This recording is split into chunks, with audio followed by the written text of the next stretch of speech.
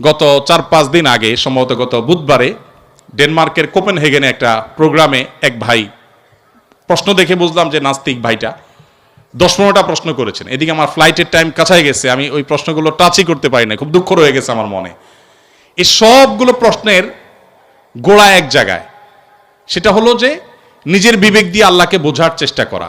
আল্লামা ইকবালের নাম আপনারা শুনেছেন, ভারতবর্ষের একজন বড় কবি ছিলেন। আল্লামা ইকবাল বলেছেন, জু সমঝ মে আ গই ও ফির খুদা কিউ কর হুয়া। যাকে আপনার বিবেক দিয়ে ক্যাপচার করে ফেলতে পেরেছেন, আয়ত্ত করে ফেলতে পেরেছেন, সে আবার আল্লাহ হলো কিভাবে? আমাদের কোন মুসলিম ভাইয়ের মনে প্রশ্ন জাগতে পারে যে অন্য ধর্মাবলম্বীরা আল্লাহর প্রতি ঈমান না আনার কারণে সে জাহান্নামে যাবে কেন? সে তো অনেক ভালো কাজ করেছে। অনেকে প্রশ্ন করে, বিদ্যুৎ যে আবিষ্কার করেছে, তার আবিষ্কৃত বিদ্যুতের লাইট দিয়ে কোরআন পড়ে আপনি জান্নাতে যাবেন, আর সে বেঈমান হওয়ার কারণে জান্নাতে যাবে না, কেমন কথা? অনেকে প্রশ্ন করেন না? অনেকে প্রশ্ন করেন। এই টাইপের আরো অনেক প্রশ্ন আছে, আমি আর উদাহরণে যাচ্ছি না, একটা দিয়ে আপনারা আশা করি বুঝতে পেরেছেন। খুব ইন্টারেস্টিং প্রশ্ন কিন্তু। যার বিদ্যুতের আলো দিয়ে কোরআন পড়ে পড়ে আপনি জান্নাতে যাবেন, সেই বিদ্যুতের আবিষ্কারক তিনি শুধু মুসলিম না হওয়ার কারণে জান্নাতে যাবেন না, কেমন যৌক্তিক কথা? আপনারা অনেক সময় দেখবেন সোশ্যাল মিডিয়াতে কোন অমুসলিম খেলোয়াড় মারা গেছে বা অমুসলিম কোন বড় স্টার তারকা মারা গেছে, তো লেখা হয় RIP, রেস্ট ইন পিচ।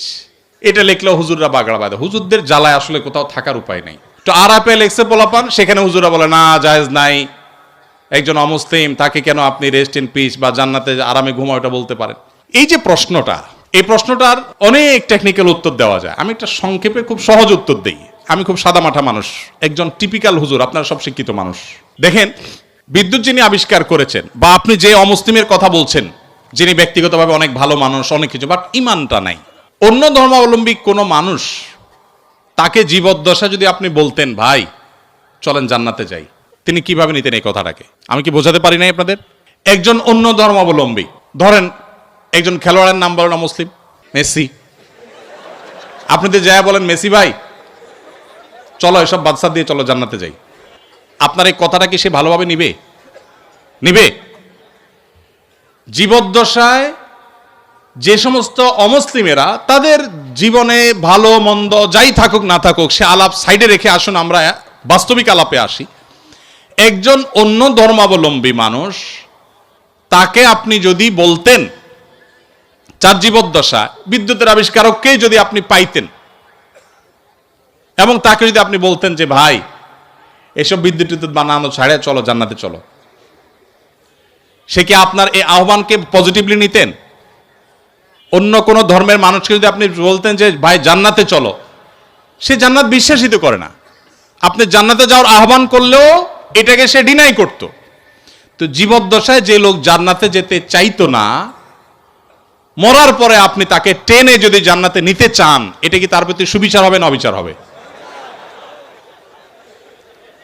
আমি কি বোঝাতে পেরেছি? মারার পরে এখন আপনি বলতেছেন RIP, রেস্ট ইন পিচ। ওয়ারেস সে জীবদ্দশায় তাকে আপনি জাহাজের শেকল দিয়ে বেঁধে টেনেও জান্নাতে নিতে পারতেন না। সে বলতো অসম্ভব, কি বলো তুমি, পাগল নাকি, আমি মুসলমান নাকি, কিসের জান্নাত, আমি যাব না।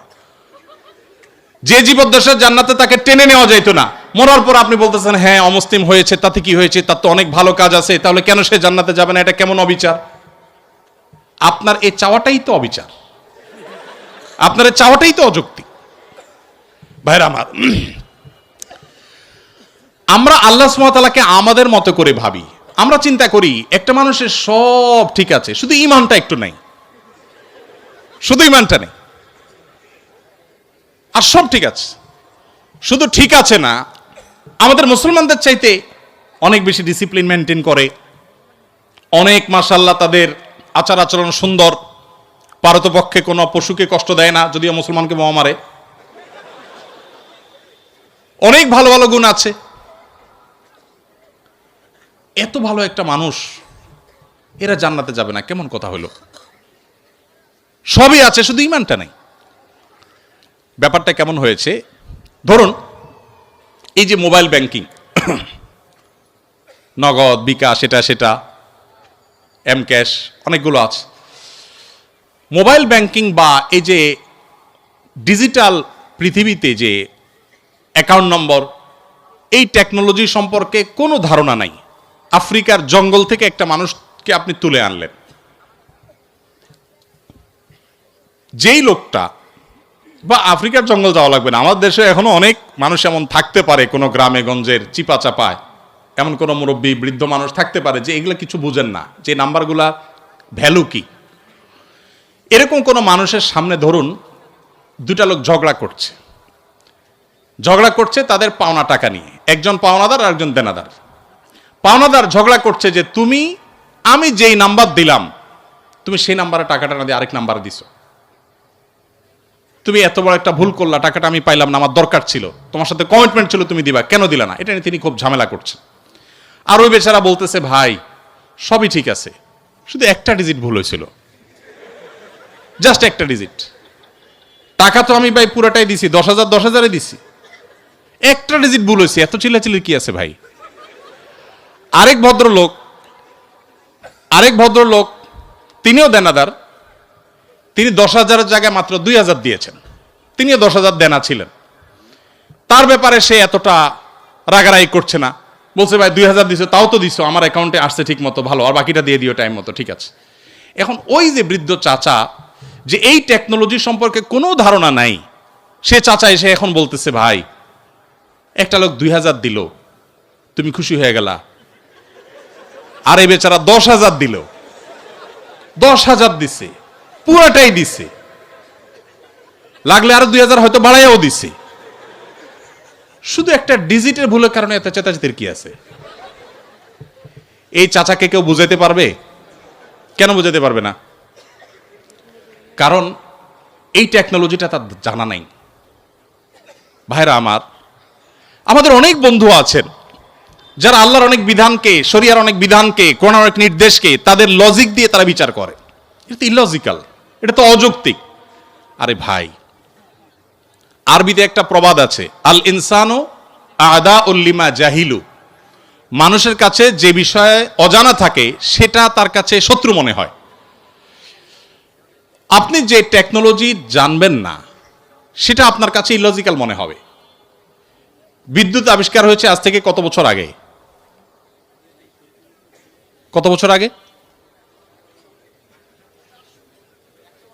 যতশো বছর আগেই হোক, ধরেন 500 বছর আগের পৃথিবীর কোনো মানুষ, বিদ্যুৎ আবিষ্কার হওয়ার আগের পৃথিবীর কোনো মানুষ, তাকে যদি বলা হতো যে এখানে ওয়ালে একটা সুইচ আছে, এখানে টিপ দিলে ওই 20 হাত দূরে ফ্যান ঘোরা শুরু করবে, এটা যদি বলা হতো, তার কাছে এই কথাটা কি লজিক্যাল হতো না ইলজিক্যাল হতো? লজিক্যাল হতো। সে বলতো হাস্যকর, তাই না? ফেসবুকীয় ভাষায় সে বলতো কি, জাস্ট হাস্যকর। টিপ দিবা এখানে ওয়ালে, ফ্যান ঘুরবে 20 হাত দূরে, কিভাবে সম্ভব? ফালতু কথা, গল্পের আর জায়গা পাও না মিয়া, কারণ সেই টেকনোলজিটা জানা নাই। মানুষের তৈরি টেকনোলজি সম্পর্কে এতটুকু গ্যাপ থাকার কারণে যদি কোনো কিছু তার কাছে ইলজিক্যাল মনে হয়, মানুষের সৃষ্টিকর্তা, মানুষের এই ব্রেইনের সৃষ্টিকর্তা আল্লাহ রাব্বুল আলামিনের কাছে তার কোনো আদেশ, তার কোনো নিষেধ, এটার যৌক্তিকতা বাহ্যিক দৃষ্টিকোণ থেকে আমার বুঝে আসছে না, তার টেকনোলজি আমি ধরতে পারছি না। ওই যে একটা ডিজিটে বললে কি হয়েছে, শুধু ইমান নাই তাতে কি হয়েছে, এই টাইপের কথাবার্তা অনেকটা সেরকম শিশুসুলভ কথাবার্তা। আল্লাহ তাআলা আমাদেরকে বোঝার তৌফিক দান করুন। ভাইরা আমার, অনেক কথাই বলা যাবে, সময় অনেক গড়িয়ে গেছে, রাত হয়েছে, আমার করতে হবে। ইমানটা আসলে সারেন্ডার করার নাম, আত্মসমর্পণ করার নাম। মানুষ নিজের বিবেক বুদ্ধি দিয়ে আল্লাহ তাআলাকে জাজ করতে চায়।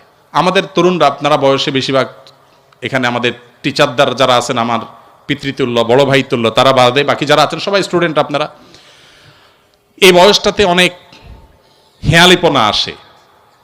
ওই যে বৃদ্ধ চাচার মতো ডিজিটের হিসাব কষাকষি শুরু হয়, আল্লাহর সাথে পাল্লা দেয়া দেই শুরু হয়। আল্লাহ এটা কেন বললেন, ওইটা কেন বললেন?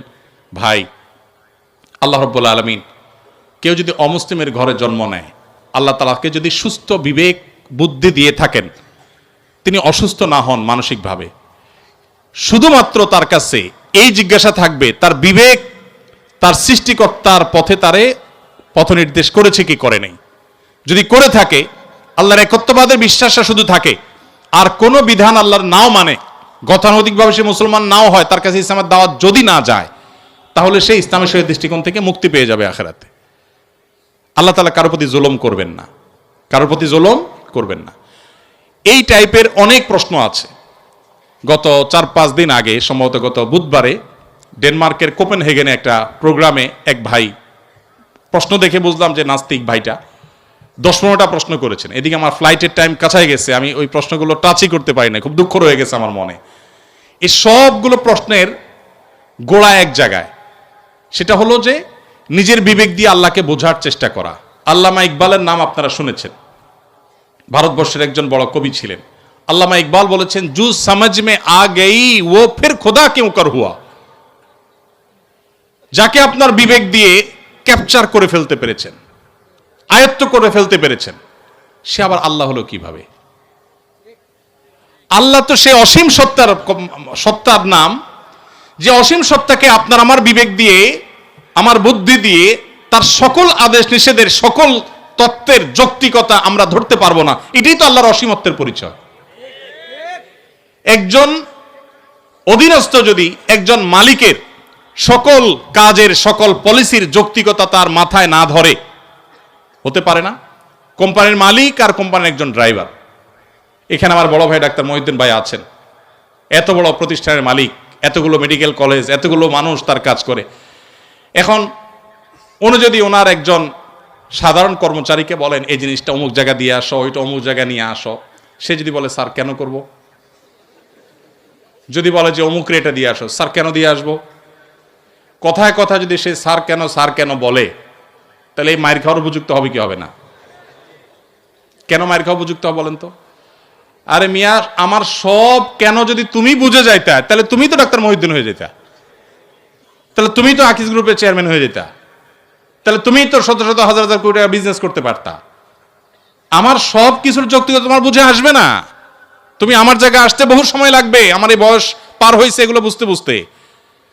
এটা যদি হয় একজন মানুষের তফাৎ, সেখানে সৃষ্টি হয়ে আল্লাহর সমস্ত আদেশ আমার বুঝতে হবে, আমার বুঝে আসে নাই, তাহলে আমি কেন মানবো? এটা সবচেয়ে হাস্যকর। আল্লাহ তাআলা আমাদেরকে আল্লাহর প্রতি পরিপূর্ণ ঈমান আনার তৌফিক দান করুন। কিয়ামতের আগে এক এক ঝড়ে কত মানুষ বেঈমান হয়ে যাবে। নবী সাল্লাল্লাহু আলাইহি ওয়াসাল্লাম বলেছেন, ভাইরা আমার, আপনারা দেশের কর্ণধার, আপনারা আমাদের আগামীর ভবিষ্যৎ। আমি আবারও আপনাদেরকে বলবো, প্লিজ, ওয়াজ নির্ভর ধর্ম পালন নয়, কোরআন এবং হাদিস থেকে জ্ঞান অর্জন করুন। শুধুমাত্র মুখস্থ বাণী নয়, শুধুমাত্র মোটিভেশন বা অনুপ্রেরণামূলক বক্তব্য নয়, কোরআন এবং হাদিসের পাতা খুলুন। আমি খুব আনন্দিত হই যখন দেখি ইউরোপে, আমেরিকাতে, জাপানে, কোরিয়াতে, বিভিন্ন দেশে আমাদের বুয়েটের, কুয়েটের, চুয়েটের, ডুয়েটের ভাইরা সেসব জায়গাতে ইসলাম নিয়ে এত চমৎকারভাবে গবেষণা করছেন, পড়াশোনা করছেন, স্টাডি সার্কেল করছেন, ইসলাম বিভিন্ন অর্গানাইজেশন খুলছেন, ভালো ভালো কাজ করছেন। আমার বুকটা ভরে ওঠে। আমি ঈর্ষান্বিত হই যে আমি গতানুগতিক মাদ্রাসা পড়ুয়া হয়েও জান্নাতের দৌড়ে, ইসলাম প্রচারের দৌড়ে কোনো কোনো ক্ষেত্রে মনে হয় আমার এই সমস্ত ভাইরা অনেকে আমার চেয়ে এগিয়ে আছেন। আজকে আপনারা যারা আমার কথা শুনছেন, আমি আপনাদের সবাইকে, আমার বোনরা যারা আমার পর্দার আড়াল থেকে আমার কথা শুনছেন, আপনাদের সবাইকে আমাদের আহ্বান রাখতে চাই, আপনি বাঘের বাচ্চা মুসলমান, আপনি ওমর রাদিয়াল্লাহু তাআলার সন্তান, আবু বকরের সন্তান, আপনি স্পেন বিজয়ী তারেক বিন জিয়াদের সন্তান। মেডিকেল সায়েন্স থেকে নিয়ে কোরআনিক সায়েন্স পর্যন্ত এমন কোনো সেক্টর না যে সেক্টরে মুসলমানদের সোনালী অতীত ছিল না। সেটিকে উদ্ধার করবার জন্য আপনার নিজেকে আগে আপনার ইসলামটা বুঝতে হবে। আপনি বুঝে শুনে পড়াশোনা করে মুসলমান হতে হবে। সেই চেষ্টাটা আপনারা করবেন, সে আমার আহ্বান রইল। আপনাদের যে সমস্ত প্রশ্নের উত্তর আমি দিতে পারলাম না সময়ের অভাবের কারণে, এই সবগুলো প্রশ্ন আমি নিয়ে যাচ্ছি। আমি কোথাও কোনো প্রশ্ন সাধারণত ফেলি না। রিপিটেড প্রশ্ন না থাকলে সে প্রশ্নগুলো উত্তর দেওয়ার চেষ্টা করি। আমার মনে চাইছিল উত্তর দিতে, কিন্তু রাত অনেক গড়িয়েছে, আপনাদের ঘুমোতে হবে, আমার ফজরের পরে মিটিং আছে, যার কারণে আমাকে দৌড়াতে হবে। অনেকগুলো প্রশ্ন আছে, সবগুলোর উত্তর দিতে পারলে আমার কাছে অনেক ভালো লাগতো। উত্তর আমি দেব, তবে সেটা আজকে দিতে পারলাম না। আমাদের শুক্রবারে যে লাইভ অনুষ্ঠান হয় আমাদের ভেরিফাইড ফেসবুক পেজে, ইনশাল্লাহ সেখানে আপনাদের এই প্রশ্নগুলোকে প্রায়োরিটি দিয়ে আমরা ইনশাল্লাহ উত্তর দেওয়ার চেষ্টা করব। আর তাছাড়া ওয়াজ মাহফিল বা ধর্মীয় আলোচনায় একটা স্টাইল আছে। স্টাইলটা হলো স্টাইলটা হলো সব কথা এক বছর বলে ফেললে পরের বছর আর দাওয়াত পাওয়া যায় না। সো আমি ভিসি স্যার সহ অন্যান্য স্যাররা এবং আমাদের ছাত্র বন্ধুদের কাছে সে একই স্টাইলে বিদায় নিচ্ছি ইনশাআল্লাহ। বাকি প্রশ্নগুলোর উত্তর আগামী বছর ইনশাআল্লাহ। জাযাকুমুল্লাহ খাইর। ধন্যবাদ সবাইকে। দিয়ে দেন ঘোষণা করেন। শায়েখকে